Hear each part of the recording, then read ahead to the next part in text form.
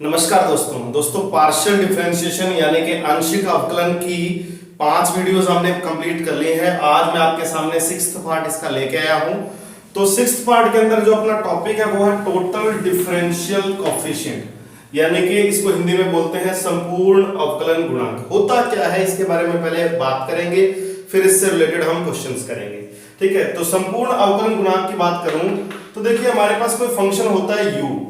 इस u को मैं f x, y लिखता हूं, यानी कि कोई फंक्शन f है जिसको कंबाइंड फॉर्म में मैंने u लिख लिया और f जो है वो दो चरों का यानी कि दो वेरिएबल का फंक्शन है। इस फंक्शन के अंदर दो वेरिएबल है x और y।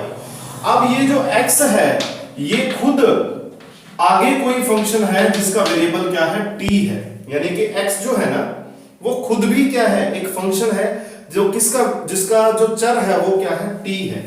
ठीक है, और इसी तरीके से ये जो y है ये भी खुद एक फंक्शन है। इस फंक्शन को हमने साई और फाई मान लिया, इसके जो वेरिएबल हैं जो t है। ठीक है, अब हम संपूर्ण अवकलन गुणांक की बात करें तो अगर ये u है इसका मैं t के सापेक्ष अवकलन करूं, यानी कि u का सिंपल डिफरेंशिएशन मैं किसके रिस्पेक्ट में करूं, t के रिस्पेक्ट में, यानी कि du/dt अगर मैं फाइंड करूं। देखो u जो फंक्शन है उसके वेरिएबल x और y है और x और y के जो फंक्शन है उसके वेरिएबल क्या है t है।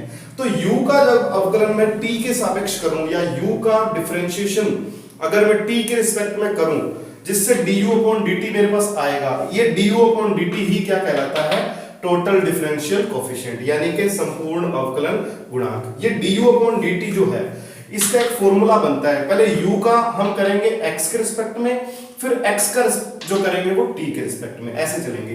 देखो u से हम t पे कैसे पहुंच सकते हैं, u से t पे कैसे पहुंचा जा सकता है, पहले हम x पे पहुंचेंगे फिर x से t पे, या u से पहले y पे पहुंचेंगे फिर y से t पे। तो इसका एक फॉर्मूला है वो आपको लर्न करना है, यानी कि हम ये लिख सकते हैं del u upon del x फिर del x upon del t।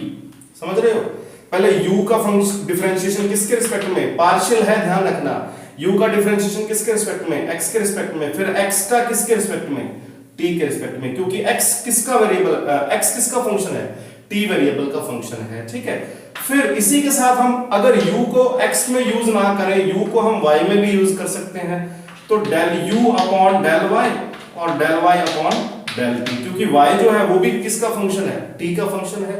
तो ये जो du/dt की जो वैल्यू है इसका ये फॉर्मूला बनता है, ये दो वेरिएबल्स के अकॉर्डिंग है। यहां अगर 3 वेरिएबल होते z भी होता तो सेम इसी तरीके से सिमिलर एक पेयर है वो हम आगे लिख सकते थे। ठीक है, तो ये जो du/dt है ये क्या है, संपूर्ण अवकलन गुणांक यानी कि टोटल डिफरेंशियल कोएफिशिएंट। इसका एक एग्जांपल देते हैं जिससे आपको और समझ में आएगा। क्वेश्चन आपके सामने लिखा है जिससे आपको ये जो कंसेप्ट है टोटल डिफरेंशियल कैलकुलस का अच्छे से समझ में आ जाएगा। क्वेश्चन क्या है, if v is equal to function of x minus y, y minus z, z minus x, ये f कोई फंक्शन दे रखा है जिसके अंदर ये तीन चीजें हैं। प्रूव करना है del v upon del x plus del v upon del y del v upon del z equal to 0, ये हमें प्रूव करना है। तो देखो फंक्शन के अंदर जो है कॉमा लगे हुए हैं, इसका मतलब ये तीनों चीजें अलग अलग हैं। जैसे मैंने अभी बताया कि कोई फंक्शन है x, y होता तो x एक अलग वेरिएबल है और y एक अलग वेरिएबल है, यानी कि ये पूरा का पूरा एक वेरिएबल है, ये भी पूरा वेरिएबल है और ये भी पूरा क्या है, वेरिएबल है। ठीक है, तो इस x माइनस वाई को हम लेट कर लेंगे, मान लेंगे कि माना x minus y is equal to t1, y minus z is equal to t2 and z minus x is equal to t3। भाई इसको मैंने क्या मान लिया, t1, इसको मान लिया t2 और इसको मान लिया t3। अब जब मैंने ये चीज लेट कर ली तो मेरे पास जो v फंक्शन है वो क्या फॉर्म में रहेगा, f of t1 t2 t3। Function v1 जो v है वो इस फॉर्म में रह गया, t1, t2, t3। ठीक है, अब मुझे क्या चाहिए, del v upon del x। तो देखिए v से पहले मैं t1 पे जाऊंगा फिर t1 से कहां जाऊंगा, x पे। अब यहां जो वो फॉर्मूला है टोटल डिफरेंशियल कैलकुलस का यानी कि संपूर्ण अवकलन गुणांक का, तो वो यूज होगा del v upon del x। देखिए एक फर्स्ट पार्ट जो है उसको ध्यान से समझ लीजिए, सेकंड और थर्ड पार्ट हम सिमिलर वे में करेंगे, इसको ध्यान से समझना बहुत जरूरी है। तो del v upon del x कैसे आएगा, ये आएगा del v upon del t1 और del t1 upon del x। समझ रहे हो, पहले मैं v से t1 पे गया, फिर t1 से कहाँ गया, x पे, ये t1 के थ्रू हो गया। अब मैं v से t2 पे जाऊंगा, फिर t2 से x पे, ठीक है ना। तो del v upon del t2 upon del x, ये भी हो सकता है भाई। t2 के थ्रू भी हम x पे जा सकते हैं ना, अगर t1 पे भी जा सकते हैं, t2 पे भी जा सकते हैं, तो t3 पे भी जा सकते हैं ना। तो del t3 upon del x, ये फॉर्मूला बन गया आपका टोटल डिफरेंशियल कैलकुलस का। तो यहाँ del v upon del x, इसकी वैल्यू निकालते हैं। तो एक बात ध्यान रखना है, आपका डिफरेंशिएशन जो पार्ट है वो शार्प होना चाहिए, अदरवाइज आपका जो क्वेश्चन है वो बहुत बड़ा हो जाएगा। आप जो CSIR नेट या RPSC का एग्जाम फर्स्ट ग्रेड या सेकंड ग्रेड का, या नॉर्मल अगर आप BSc का भी एग्जाम प्रिपेयर कर रहे हो, तो आपकी जो कैलकुलेशन है वो अच्छी होनी चाहिए, उसकी स्पीड भी अच्छी होनी चाहिए, उसकी एक्यूरेसी भी अच्छी होनी चाहिए। ध्यान रखना, मुझे ये चाहिए पहले डेल t1 अपॉन x, ये रहा मेरे पास t1, इसका मैं x के रिस्पेक्ट में डिफरेंशिएशन करूं तो क्या आएगा, देखो x का 1, y का 0, तो del t1 upon del x क्या आएगा, del t1 upon del x क्या आएगा, x के डिफरेंशिएशन 1 और y का 0। ये सेम रहेगा del v upon del t1, इसकी जगह क्या लिख दूंगा मैं, 1। समझ में आ गई बात या नहीं, एक बार साइड में देख लीजिए। ये से x minus y is equal to t1 है, ये है x minus y is equal to t1, इनका मैं राइट और लेफ्ट साइड में x के रिस्पेक्ट में डिफरेंशिएशन कर रहा हूँ।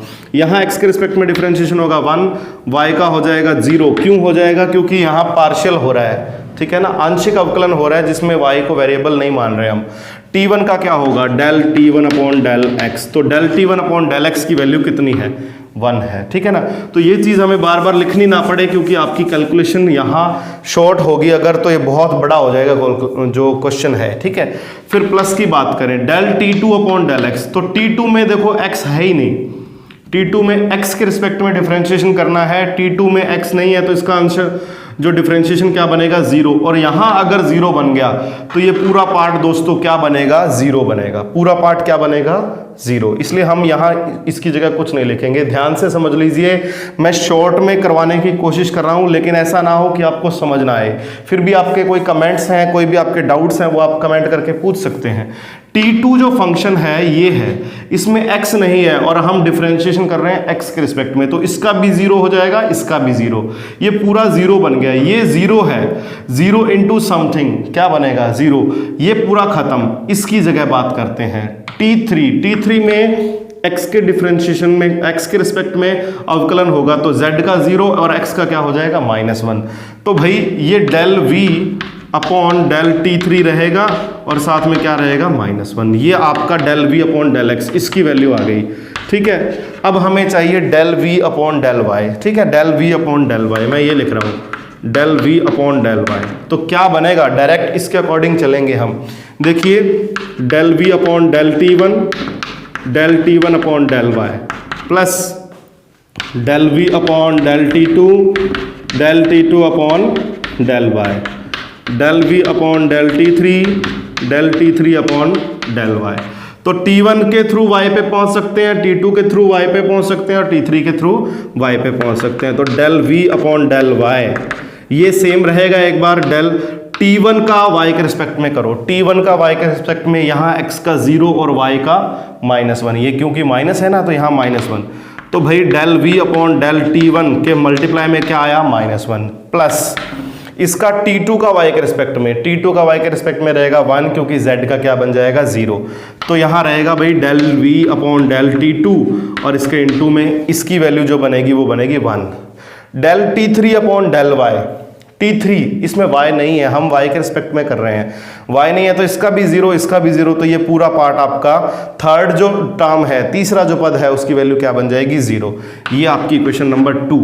अब मुझे क्या चाहिए, del v upon del z चाहिए। मैं डायरेक्ट लिख रहा हूँ, कैसे लिख रहा हूँ उसको समझ लेना ध्यान से, अगर नहीं भी समझ में आए तो कमेंट कर देना, मैं एक्सप्लेन कर दूंगा। Del v upon del z, देखिए हमें पहले t1 का रिस्पेक्ट में करना है z के, ठीक है ना। t1 का z के रिस्पेक्ट में क्या रहेगा, 0 रहेगा। यहाँ जहाँ x है वहाँ क्या आ जाएगा, z, यहाँ x की जगह क्या आ जाएगा, ओनली z, यहाँ भी और यहाँ भी, तीनों x की जगह क्या आ जाएगा, z आ जाएगा।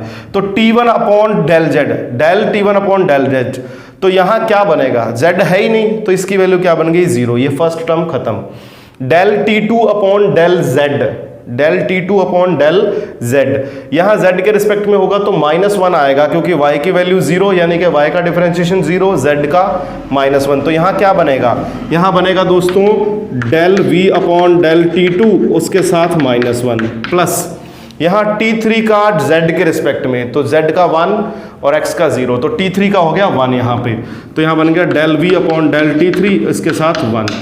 ये आपकी क्वेश्चन नंबर 3। तो फर्स्ट, सेकंड और थर्ड को हम क्या कर देंगे, ऐड कर देंगे। ध्यान रखें, फर्स्ट को, सेकंड को और थर्ड को क्या कर रहे हैं, ऐड, क्योंकि क्वेश्चन क्या कह रहा है, इन तीनों को ऐड करना है और लास्ट में क्या बननी चाहिए, 0। अब डायरेक्ट लिख रहा हूं, ध्यान से देखें, del V upon del T1, 1 के साथ मल्टीप्लाई करने से कोई फर्क नहीं पड़ता। Del V upon del T1 यहाँ प्लस का, यहाँ देखिए del V upon del T1 क्या, माइनस का, तो ये हो गया कैंसिल। समझ में आ रही है बात, आपको लिखना है लेकिन मैं शॉर्ट में समझा रहा हूँ। Del V upon del T1 plus का, यहाँ del V upon del T1 minus का, ये कट गया। फिर del V upon del T3 -1 यानी कि माइनस का del V upon del T3, ये देखिए del V upon del T3 ये प्लस का, तो ये आपका कट जाएगा, ठीक है ना। फिर del V upon del T2 1 और del V upon del T2 -1 ये कट जाएगा, तो यानी कि तीनों पेयर आपके कट जाएंगे और लास्ट में क्या बचेगी, 0। ये आपकी क्या है, राइट हैंड साइड, ठीक है ना, ये आपकी राइट हैंड साइड है। अगर समझ नहीं आया तो अभी मैं दोबारा लिख देता हूँ, समझाना मेरा पर्पज़ है। मेरा पर्पज़ ये नहीं है कि मैं शॉर्ट में जल्दी से जल्दी आगे बढ़ूँ, मेरा पर्पज़ है आपको ढंग से समझ में आए। तो फर्स्ट पार्ट ये पूरा लिख रहा हूँ मैं, इसको 1 से मल्टीप्लाई करके लिख रहा हूँ, तो del V upon del T3 del T1 ये माइनस प्लस माइनस माइनस हो गया, minus del V upon del T3, फिर प्लस में del V upon del T2 minus में del V upon del T1, तो ठीक है, del V upon del T2 minus del V upon del T1। Third में क्या बचा, ये माइनस का del V upon del T2 और साथ में क्या बचा, प्लस का del V upon del T3, del V upon del T3। अब देख लीजिए कुछ कट रहा है क्या, del V upon del T1 plus का, del V upon del T1 minus का, cancel out, del V upon del T3 minus, del V upon del T3 plus, del V upon del T2, del V upon del T2 ये cut गया और क्या बच गया, 0। ये आपकी right hand side यहाँ प्रूव हो गई, ठीक है ना। तो ये आपका जो क्वेश्चन था वो टोटल डिफरेंशियल कैलकुलस यानी कि संपूर्ण अवकल गुणांक से रिलेटेड था।